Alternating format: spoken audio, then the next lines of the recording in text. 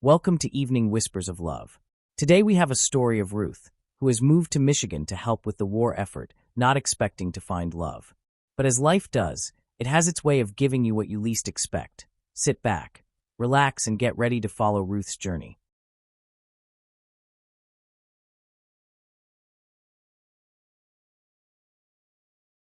Chapter 1. The Boarding House on Willow Street.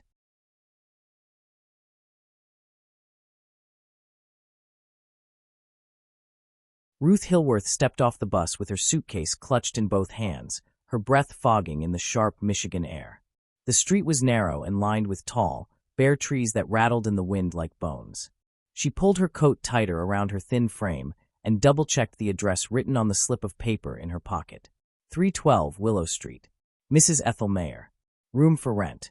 Her heart thudded with a mix of nerves and excitement. This was it, the beginning of her new life, far from the quiet Ohio town where she'd spent her whole childhood waiting for something to happen. The war had changed everything. Factories needed workers. Women were stepping into jobs they'd never been allowed to touch before. And Ruth, tall and dark-haired and tired of feeling small, had decided she would be one of them.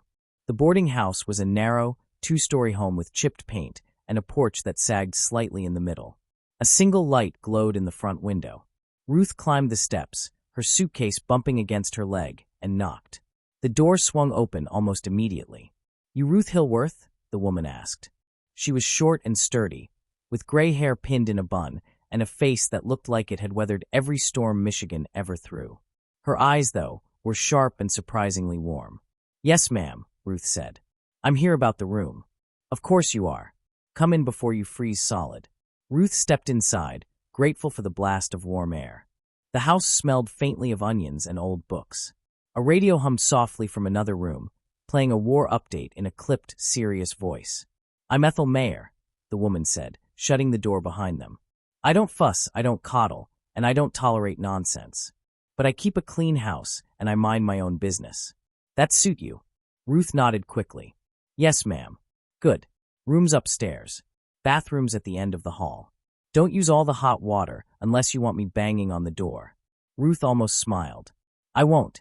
Ethel led her up the narrow staircase to a small room with a single bed, a dresser, and a window overlooking the street. It wasn't much, but it was hers. "You start at the factory Monday?" Ethel asked. "Yes. I'll be working on the ammunition line." "Good work. Hard work. You'll sleep well, at least." Ethel paused, studying her with a perceptive squint. "You look nervous." Ruth swallowed. "A little. I don't know anyone here." "Well, that's easy enough to fix." Ethel crossed her arms. "There's a dance hall 2 blocks over.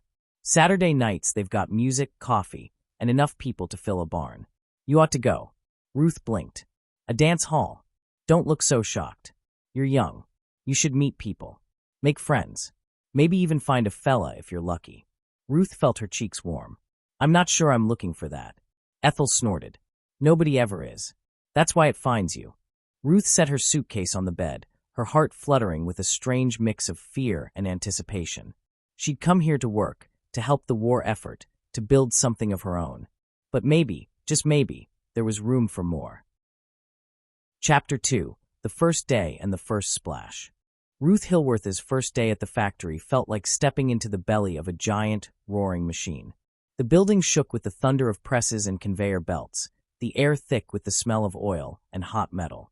Women in overalls moved with practiced speed, their hands flying over casings and cartridges. Ruth stood at her assigned station, heart pounding. "You can do this," she told herself. And she did. Slowly, carefully, she found a rhythm, feeding brass casings into the machine, checking for defects, keeping pace with the line. It was terrifying, exhausting, and strangely exhilarating. By the end of her shift, her arms ached and her hair smelled like smoke, but she'd survived. When she got home, Ethel Mayer took one look at her and said, "You need a night out." Ruth laughed weakly. "I need a bath." "Do both," Ethel said. "Church social tonight. Go on. Doll yourself up." Ruth hesitated, then nodded. Maybe Ethel was right. Maybe she did need something light after a day like this. The church social. She put on her one nice dress, a soft blue number with a modest neckline, and pinned her dark hair into soft curls. She dabbed on a bit of rouge, took a steadying breath, and walked the 2 blocks to the church hall. Warm light spilled from the windows. Inside, a small band played lively swing music, and people laughed, danced, and chatted over cups of punch. Ruth had barely stepped inside when a bright voice called, "Hey, I know you." A blonde whirlwind of a woman hurried over, grinning wide. "You're the new girl on line 3, right?" "Ruth." Ruth blinked. "Yes. And you are?" "Dottie Harper," she said, shaking Ruth's hand with enthusiastic force. "I work the next line over. I saw you today. You looked scared stiff, but you did great." Ruth laughed, relieved. "I felt scared stiff." "Well, you made it through your first day. That deserves a dance or 3. Dottie looped her arm through Ruth's. "Come on, I'll introduce you around." Within minutes, Ruth had met half the hall. Girls from the factory, boys home on leave, older couples who'd lived in town forever. Dottie seemed to know everyone, and everyone seemed to adore her. Ruth danced with a few men, kind, polite fellows who smiled warmly, but didn't spark anything in her chest. One of them, Larry Thompson, a sandy-haired machinist with a shy grin, seemed particularly taken with her. "You dance real nice," he said, cheeks pink. "Thank you," Ruth replied, though she felt nothing more than friendly warmth. After an hour, her feet hurt and her nerves buzzed. She slipped away from the crowd, waving goodbye to Dottie. "You leaving already?" Dottie called. "I'm tired," Ruth said. "Long day." "Well, come sit with us at lunch tomorrow." Dottie insisted. "You're one of us now." Ruth smiled. "I'd like that." The splash.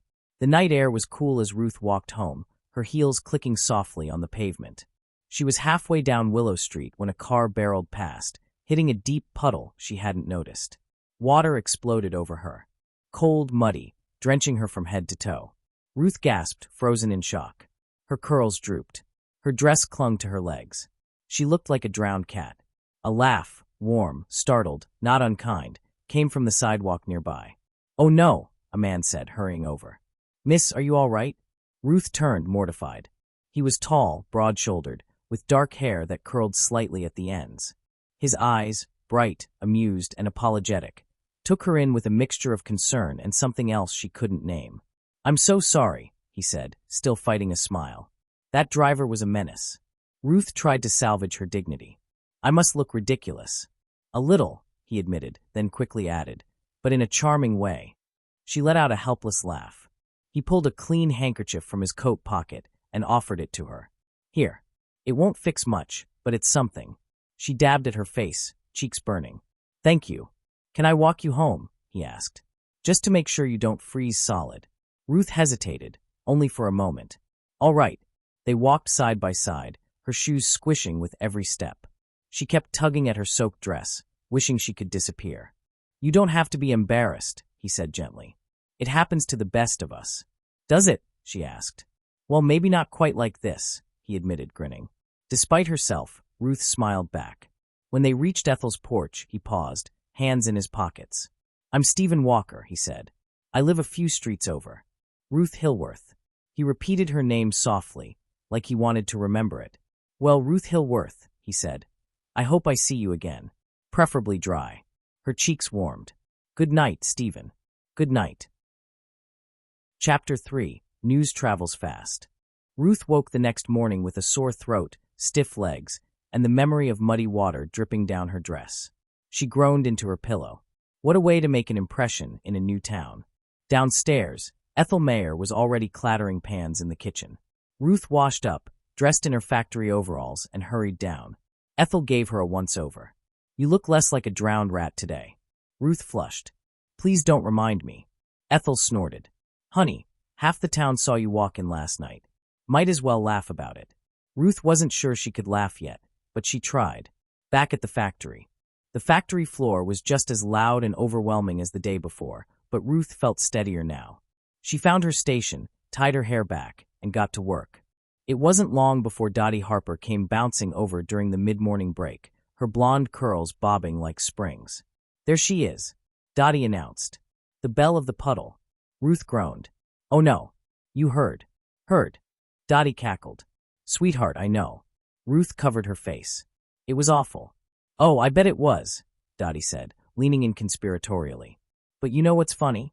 Ruth peeked through her fingers. "What?" "There's been talk," Dottie said, eyes sparkling. "A man came into the diner this morning, tall, dark hair, handsome as sin, and he was telling the boys about walking home a girl who got splashed head to toe last night. Ruth's heart skipped. What? Oh yes, Dottie said, delighted. Said she was the prettiest thing he'd ever seen, even soaked like a mop. Said she laughed instead of cried. Said he walked her right to her door. Ruth felt her cheeks burn. How do you know all this? Dottie shrugged dramatically. This may be a big town, but it's small. News travels fast. Especially when it involves a handsome man talking about a gorgeous mystery girl. Ruth swallowed. Did he say his name? Nope, Dottie said. But I'm guessing you know it. Ruth hesitated, then nodded. Stephen Walker. Dottie grinned like a cat who'd found cream. Well. Sounds like Stephen Walker is very taken with you. Ruth shook her head. He was just being polite. Men don't talk about polite, Dottie said. They talk about pretty. Ruth didn't know what to say to that. Her stomach fluttered in a way she wasn't used to. Half nerves, half something warm and hopeful. Left curious. The whistle blew, calling them back to the line. Dottie winked and hurried off, leaving Ruth standing there with her heart thudding. Stephen Walker had talked about her. Called her gorgeous. Told people about walking her home. Ruth returned to her station, hands steady but mind racing. She didn't know what it meant.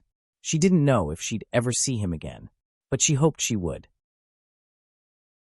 Chapter 4. The Diner on Maple Street. Ruth spent the entire day thinking about Stephen Walker. Not obsessively.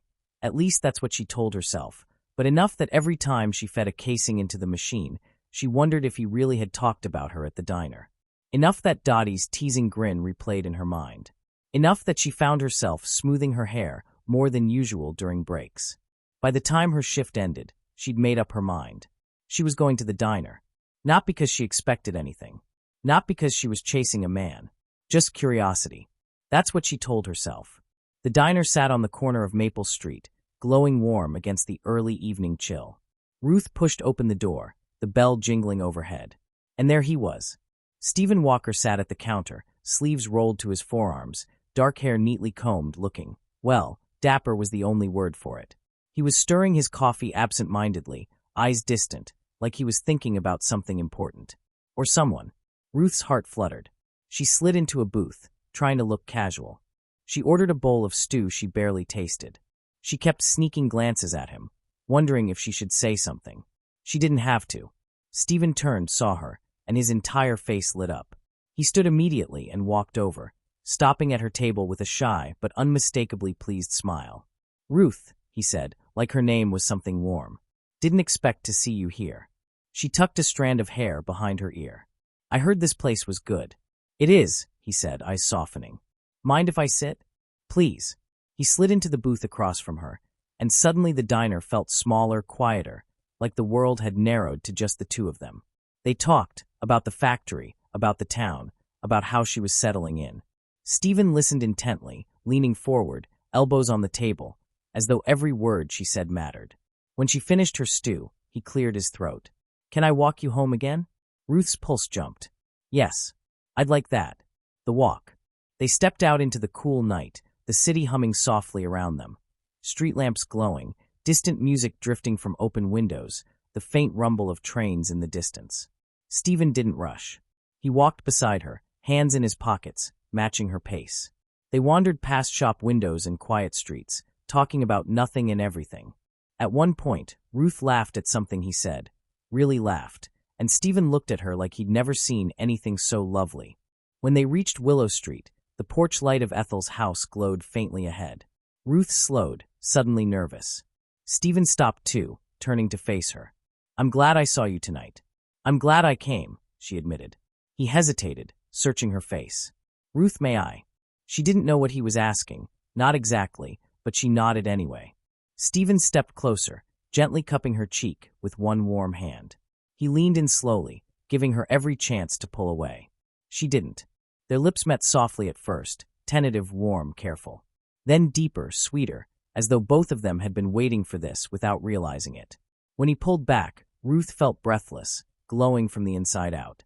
Stephen brushed his thumb along her cheekbone. Good night, Ruth. Good night, she whispered. He walked away slowly, turning once to look back at her. She stood on the porch, fingers touching her lips, heart soaring. She had come to Michigan to work, to help the war effort, to build a life. She hadn't expected this. But she was elated. And she hoped, more than she dared admit, that this was only the beginning. Chapter 5. The Picture Show and the Night That Changed Everything. Friday came with a strange, restless energy. Ruth floated through her shift, replaying the kiss on her porch, the warmth of Stephen's hand on her cheek, the way he'd said goodnight, Ruth like it meant something more. By the time the whistle blew, she was smiling without realizing it. Dottie noticed immediately. Well, well, she teased, bumping Ruth's shoulder. Someone's glowing like a lantern. Ruth tried to hide her grin. I'm just settling in. Sure you are, Dottie said, winking. Listen, picture show tonight. They're playing a new comedy. You should come with me. Ruth hesitated only a second. All right, I'd like that. Good, Dottie said. Meet me out front at 7. The picture show. Ruth arrived early, smoothing her dress nervously. The marquee lights flickered overhead, casting warm gold across the sidewalk. But when Dottie arrived, she wasn't her usual bright, bouncing self. Her eyes were red, her face blotchy. She clutched a handkerchief in one trembling hand. Dottie, Ruth asked softly. What happened? Dottie burst into tears. It's Arthur, she sobbed. He's being shipped out. Overseas. They told him this afternoon. Ruth's heart sank. Oh, Dottie. Dottie wiped her eyes furiously. I knew he'd have to go eventually. They all do. But I hoped, maybe we'd have more time. Ruth wrapped an arm around her, letting Dottie cry into her shoulder. After a moment, Dottie pulled back, sniffling. Ruth, don't fall for a military man. Don't. They all leave. They all have to. Ruth didn't know what to say. She just held Dottie's hand. I'm sorry, Dottie whispered. I can't stay. I thought I could watch a picture and forget for a while, but I can't. I just want to go home. I understand, Ruth said gently. Go rest. I'll walk you part way. They walked together until Dottie turned down her street. Ruth watched her go, heart aching for her friend. The diner again. Ruth didn't want to go home yet. The night felt too heavy, too full. Her feet carried her toward the diner without thinking. And there he was. Stephen sat at the counter, sleeves rolled, reading a newspaper. When he looked up and saw her, his whole face softened. Ruth, he said, standing. Everything all right? She nodded, though her voice wavered. Just a long night. He stepped closer. Walk with me. She nodded again. The walk. They wandered through the quiet streets, talking in low voices. Ruth told him about Dottie, about Arthur being shipped out, about the fear that seemed to hang over everyone these days. Stephen listened, really listened, his expression gentle. I'm sorry, he said. War takes too much from everyone. Ruth looked up at him, the street lamp casting warm light across his face. I'm glad I ran into you.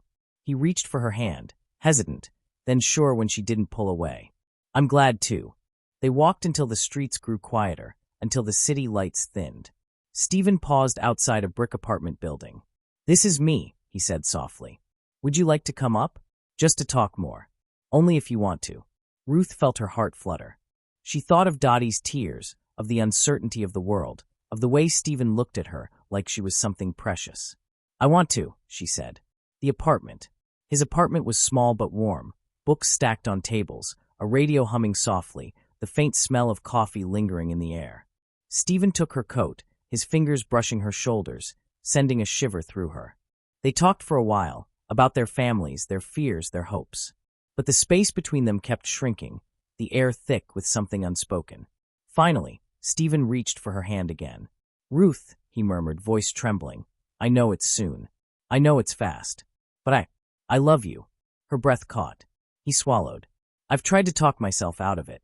But I can't. I know you feel it too. Ruth stepped closer, placing her hand against his chest, feeling his heartbeat under her palm. I do, she whispered. I do feel it. The rest unfolded gently, naturally. Two people choosing each other in a world where nothing was guaranteed. They were tender, careful, wrapped in warmth and closeness rather than urgency. The night felt suspended, safe, full of something new and bright. When they finally drifted to sleep, Ruth curled against him, Stephen's arm around her, the world outside quiet and distant. Chapter 6. The News That Changes Everything. Monday morning came far too quickly. Ruth woke in her own narrow bed at Ethel's boarding house, the sunlight creeping through the curtains, her body still warm with memories of the weekend she'd spent wrapped in Stephen's arms. It had been wonderful, quiet, tender, full of laughter and long talks, and the kind of closeness she'd never known before. But now it was back to reality. Back to the factory. Back to the noise and the metal and the endless hum of war. As she walked to work, lunch pail in hand, she realized something odd. She didn't know where Stephen worked. Not his job, not his hours, not even what he did during the day.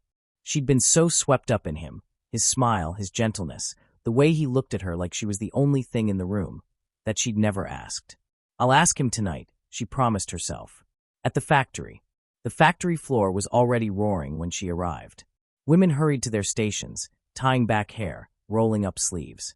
Ruth slipped into her place on the line, trying to focus.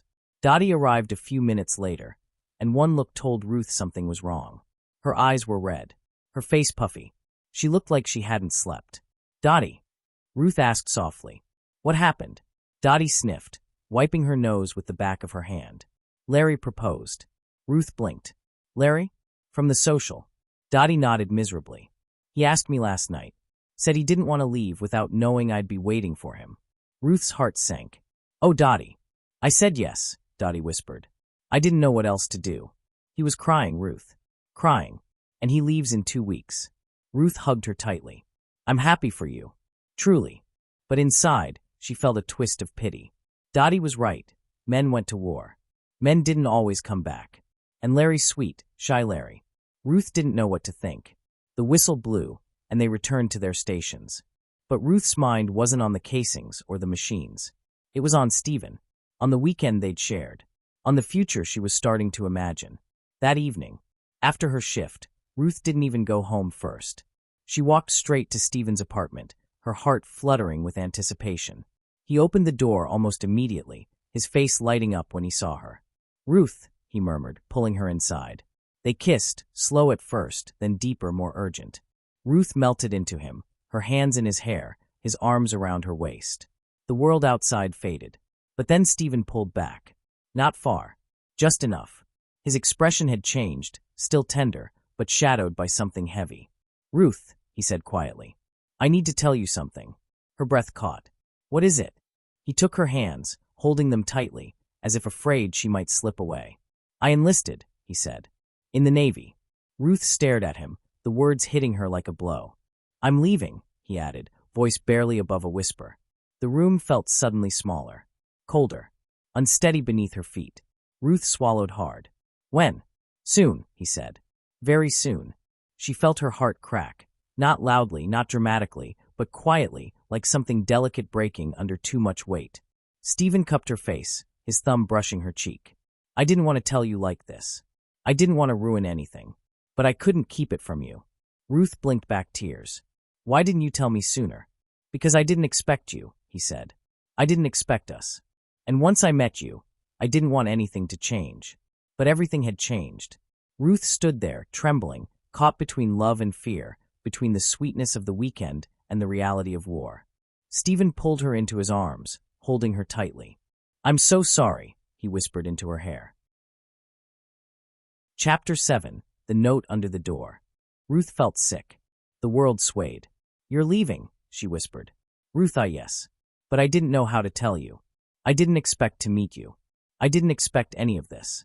She stood up, shaking her head. "I've heard stories, Stephen. Men using women before they ship out. Making promises they never meant to keep. Leaving girls behind with nothing but heartbreak." His face fell. "Ruth, that's not. You don't know that," she snapped, voice cracking. "You don't know what will happen. You don't know if you'll come back. And I don't know if any of this was real or just something to make you feel better before you go." Stephen reached for her, but she pulled away. "Ruth, please. I swear to you, that's not who I am." But she couldn't hear him. Not through the fear. Not through the stories she'd heard whispered in factory break rooms. Not through the image of Dottie crying over Arthur. "I can't do this," she said, voice trembling. "I can't be someone's last good memory before they disappear. Ruth." She grabbed her coat and stormed out, slamming the door behind her. Stephen didn't follow. The next day at the factory, Ruth barely slept. Her eyes were swollen, her hands shaky as she fed casings into the machine. Dottie noticed immediately. "You look like you got run over by a truck," Dottie said bluntly. "What happened?" Ruth swallowed hard. "Stephen enlisted.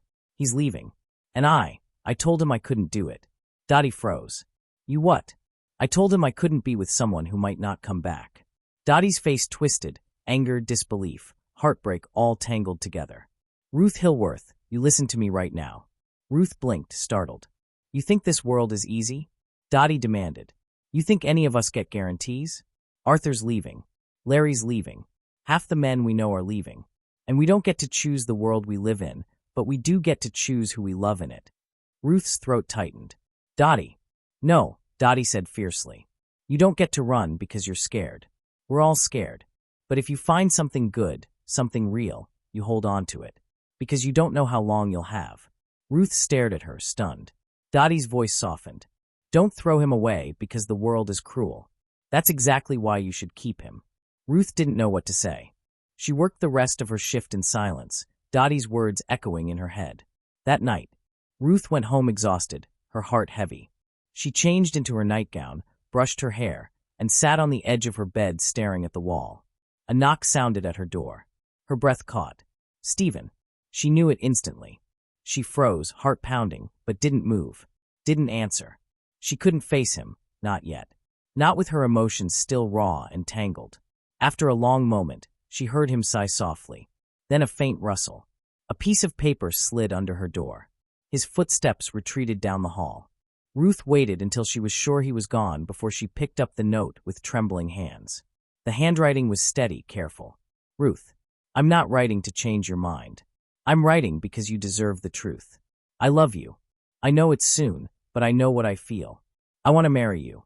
I want a life with you, however long or short the world allows us. But I also know the risks. I know many men won't come home. If you want to walk away, I won't blame you. I won't be angry. I won't think less of you. I never wanted to hurt you. I still don't. If you choose to end this, I'll understand. But if you choose me, I'll spend every day grateful. Stephen. Ruth pressed the note to her chest, tears slipping down her cheeks. He wasn't using her. He wasn't lying. He wasn't trying to trap her. He was giving her a choice. Chapter 8. The answer she didn't know she'd give. Ruth didn't even put on her coat properly. The moment she finished reading Stephen's note, her hands shaking, her heart pounding, she grabbed it, shoved her feet into her shoes, and ran out the door. Down the stairs, out onto the street, breath fogging in the cold night air. She didn't think. She didn't hesitate. She just ran. His apartment. She reached Stephen's building breathless, hair falling from its pins, fear and hope tangled in her chest. She pounded on his door. No answer. She knocked again, harder. Stephen. A door across the hall cracked open. An older woman with curlers in her hair peered out. You looking for that Walker boy? Ruth nodded, chest heaving. Yes, ma'am. He's not home. Left about 20 minutes ago. Said he was headed to the diner. Ruth whispered, thank you, and took off again. The diner. The bell above the diner door jingled as she burst inside. The warm smell of coffee and frying onions wrapped around her, but she barely noticed. Stephen sat at the counter, hunched over a cup of coffee, staring at nothing. Stephen. He turned. The moment he saw her, flushed, breathless, eyes shining, he stood so fast his stool scraped across the floor. Ruth. She didn't speak. She just crossed the room and threw herself into his arms. He caught her instantly, holding her tight, burying his face in her hair like he couldn't believe she was real. I'm so sorry, she whispered against his shoulder. I was scared. I didn't know what to do. But I read your note, and Stephen, yes. Yes, I'll marry you. He pulled back just enough to see her face, his eyes wide and stunned and full of something fierce. Ruth, are you sure? She nodded, tears slipping down her cheeks. I'm sure. I love you. I don't know what the world will look like tomorrow, but I know I want you in it. Stephen kissed her, right there in the diner, soft at first, then deeper, like he'd been holding his breath since she left him. The waitress pretended not to stare. The cook grinned behind the grill. Ruth didn't care. Back at her apartment. They walked quickly through the cold night, hands clasped, hearts racing. When they reached her door, Ruth fumbled with the key, laughing breathlessly as Stephen kissed her cheek, her jaw, the corner of her mouth. Inside, the room was dim and quiet. Ruth shut the door behind them, and Stephen turned to her with a look that made her knees weaken. Ruth, he murmured, brushing a strand of hair from her face. I love you. She stepped into him, her hands sliding up his chest. I love you too. The rest unfolded with a tenderness that felt both new and inevitable. They were gentle, then urgent, then gentle again. Two people choosing each other fully, knowing the world outside was uncertain, but this moment was theirs. Later, wrapped in each other beneath the quilt, Stephen pressed a kiss to her forehead. "I didn't think you'd come," he whispered. "I didn't think I'd be brave enough," she admitted. "But I was wrong." He held her closer, his breath warm against her hair. "We'll make the most of whatever time we have." Ruth closed her eyes, feeling his heartbeat steady beneath her cheek. For the first time since the war began, she wasn't afraid of tomorrow. She had Stephen, and she had said yes. Chapter 9. A Wedding Made of Hurry and Heart. The courthouse smelled faintly of old paper and floor polish, but to Ruth it felt like the most sacred place in the world that morning. She stood in a simple cream dress, borrowed from Ethel, pressed within an inch of its life, her dark hair pinned neatly, her hands trembling in Dottie's. "You look beautiful," Dottie whispered, eyes still a little puffy from crying over Arthur, but shining with genuine joy. "So do you," Ruth said softly. Dottie sniffed. "I look like I've been crying for a week." "You look like my friend," Ruth replied, squeezing her hand. Across the small room, Stephen stood tall in his best suit, hair combed back, nerves visible in the way he kept adjusting his tie. Larry Thompson, shy, sweet Larry, stood beside him as best man, looking proud and terrified all at once. "You ready?" Larry murmured. Stephen exhaled. "More than ready." The ceremony. The judge cleared his throat, flipping open a worn leather book. "We'll keep this short, folks. War doesn't wait, and neither should love." Ruth's heart fluttered. Stephen reached for her hands, and when their fingers laced together, everything inside her settled. The judge's words blurred into a warm hum, vows, promises, the quiet gravity of choosing each other in a world that felt uncertain. When he said, "You may kiss the bride," Stephen cupped her face with both hands and kissed her gently, reverently, as though memorizing the shape of her lips. Dottie clapped loudly. Larry wiped his eyes and pretended he wasn't. And just like that, they were married. A small celebration. Outside the courthouse, the four of them stood in the crisp afternoon air. Dottie hugged Ruth so tightly she squeaked. "You did it," Dottie whispered. "You really did it." Ruth smiled. "I did." Larry shook Stephen's hand. "Take care of her." "I will," Stephen said, voice steady. They shared a modest lunch at the diner, pie, coffee, laughter that felt like a bomb. No big reception, no flowers, no music. Just friends, warmth, and the knowledge that time was short.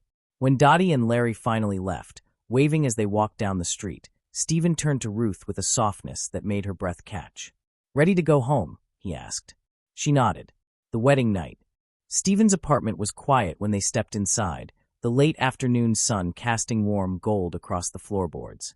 Ruth set her small bouquet on the table, her heart fluttering with a mix of nerves and anticipation. Stephen closed the door gently behind them. For a moment, they simply stood there, husband and wife, looking at each other like they were seeing something new.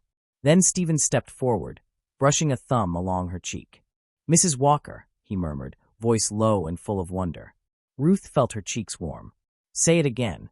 He smiled, leaning in. "Mrs. Walker." She kissed him, slow, certain, full of everything she felt but couldn't put into words. He kissed her back with a tenderness that made her knees weak, his hands steady on her waist. They moved together with a quiet urgency, not rushed, but aware that time was precious, that he would be leaving in just a few days, that this night was theirs to claim. Later, wrapped in each other beneath the soft lamplight, Stephen traced circles on her shoulder with his fingertips. "I wish I had more time," he whispered. Ruth rested her head on his chest, listening to the steady beat of his heart. "We'll make the most of what we have." He kissed the top of her head. "I love you." "I love you too," she whispered. Outside, the city hummed softly. Inside, they held each other as though the world might shift beneath them at any moment. And for the first time since the war began, Ruth felt both fragile and strong, because she had Stephen, and he had her, and they had chosen each other fully. Chapter 10. Until he comes home. The morning Stephen left was cold enough to sting. Ruth woke before dawn, curled against him in the narrow bed of his apartment, listening to the quiet rhythm of his breathing. For a moment, she let herself pretend the world wasn't waiting to take him away, that the Navy hadn't claimed him, that the war wasn't swallowing men whole. But the clock on the wall ticked steadily forward, and Stephen stirred beside her. "It's time," he whispered. Ruth nodded, though her throat tightened painfully. She helped him button his uniform, smoothing the fabric over his shoulders, memorizing the shape of him. He watched her with soft, steady eyes, as though he were memorizing her too. When they stepped outside, the sky was still dark, the street lamps glowing faintly. They walked hand in hand to the station, their breaths mingling in the cold air. Neither spoke much. There was nothing left to say that hadn't already been said in whispers and kisses over the past few days. The platform was crowded with families, sweethearts, wives holding babies, mothers clutching handkerchiefs. The train loomed like a steel giant waiting to swallow the men lined up beside it. Stephen turned to her, cupping her face in both hands. "Ruth," he murmured, "I meant every word. I'll come back to you." She swallowed hard. "You don't know that." "I do," he said, with a quiet certainty that steadied her. "I know it here." He pressed her hand to his chest. "And here." He touched her cheek. "And here." Tears blurred her vision. "I'll be waiting." He kissed her, slow, deep, full of promise. Not desperation. Not fear. Something stronger. Something that felt like a vow. When the conductor called for boarding, Stephen rested his forehead against hers. "We're going to have a life together," he whispered. "A home. A family. I'll come back for all of it." Ruth nodded, tears slipping down her cheeks. "I believe you." He kissed her once more, then stepped back, picking up his duffel. He walked toward the train, turning only once to look at her. She lifted her hand. He lifted his. And then he was gone inside. The train hissed, shuddered, and began to move. Ruth stood on the platform long after it disappeared down the tracks, the cold biting at her skin, Stephen's warmth still lingering on her lips. She pressed a hand to her heart. He would come home. She felt it as surely as she felt the winter wind on her face. And when he did, their life would begin. Thank you for listening to the story of Ruth and Stephen. Theirs is a story of true love. I hope you are doing well, your week is good, and you stay tuned for more stories from Evening Whispers of Love.